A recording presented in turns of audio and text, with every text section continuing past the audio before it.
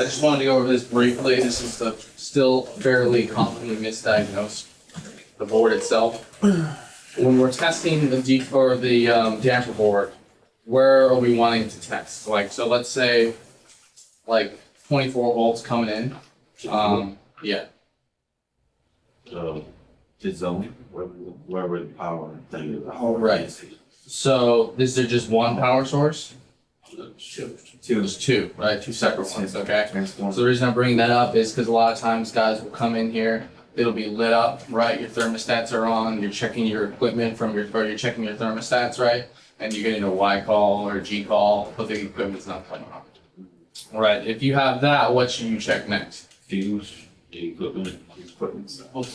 Equipment. So before the fuse and stuff, we want to check on the equipment side, right? So that will be right here, okay? So if we don't have 24 volts on R, but we have 24 volts on power here, and it's all lit up, but we don't have 24 volts on the equipment R, what does that mean? It's not sending, the damper panel's not sending it to the equipment side.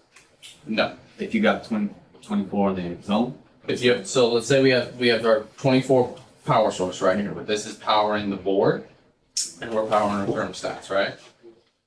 So we know this has power, and we know our thermostats have power, but if we don't have power on our equipment R, what is that? It's not coming from the equipment. It's not coming from the equipment, right? Because we have two sources of power here, okay? This only powers the damper board and the thermostats. It does not power the equipment, okay? All this does is take power from R on the equipment wire and allow it to go to the other wires, okay? So oftentimes, again, people will come out, this is lit up, thermostats are working, it's gotta be the board, right, at that point. Like, what else? It's not sending, what? Quote the board. Yeah, quote the board. I mean, half the time that works, half the time it doesn't, so. Good training. What's that? Good training. We're done. So the moral of the story is just quote it. But again, so most of the time it's just a float switch, okay? That's the biggest thing. So if you don't have power on R on the equipment side, we got a tripped float switch, there's a blown fuse, there's something cutting power from the equipment going into the board, okay? Because this is not powering the equipment. This is just like a thermostat, right? It's like a thermostat with batteries. All right, it's just allowing R to the other wires depending on what mode it's going in, okay?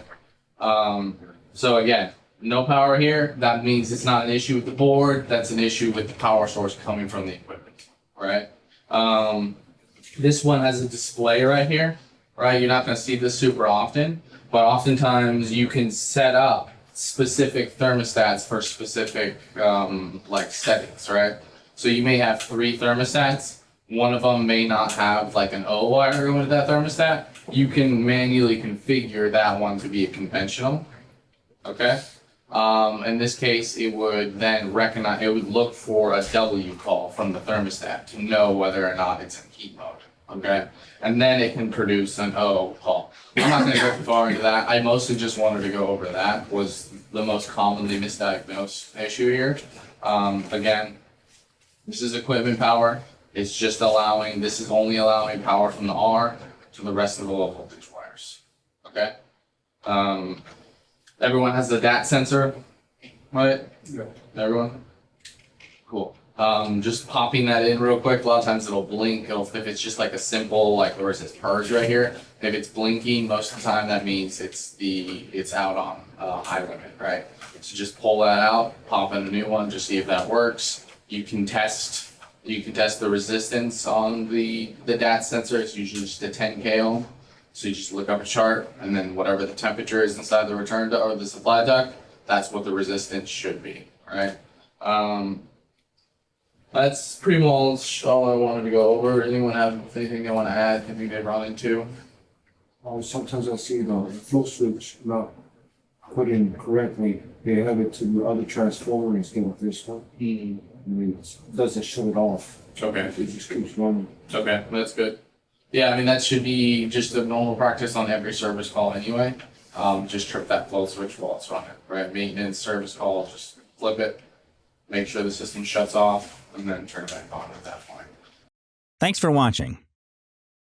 If you're willing, give this video a thumbs up and drop us a comment. Don't forget to hit that bell icon to stay updated with all of our future videos.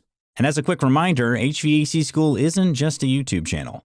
Dive deeper with us at our main website, hvacrschool.com. Curious for more knowledge on the go? We've got you covered. Tune into the HVAC School podcast, available on all your favorite podcast apps. And while you're at it, join our thriving Facebook group. Also, don't miss out on our free mobile applications available for both iPhone and Android.